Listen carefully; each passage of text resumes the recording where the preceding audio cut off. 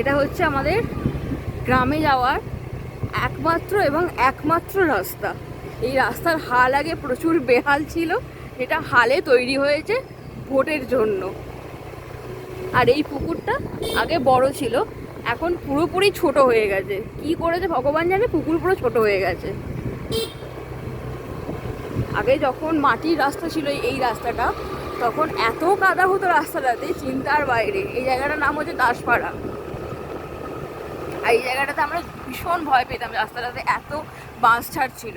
এখন তো পুরোপুরি কেটে জঙ্গল সাফ করে শেষ হয়ে গেছে। আর এই যে দোকানটা দেখতে পাচ্ছেন ব্লু কালারের দরজা, এটা হচ্ছে আমরা বলতাম বিদ্যুতের দোকান।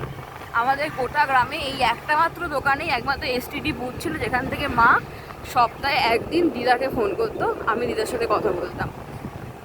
এই হচ্ছে কথা। আর এই হচ্ছে বাঁশঝাড়, আমাদের গজা গ্রামের বিখ্যাত, যেখানে দিনের বেলাতে একসময় লাইট ঢুকতো না, এখন অনেক ফাঁকা হয়ে গেছে।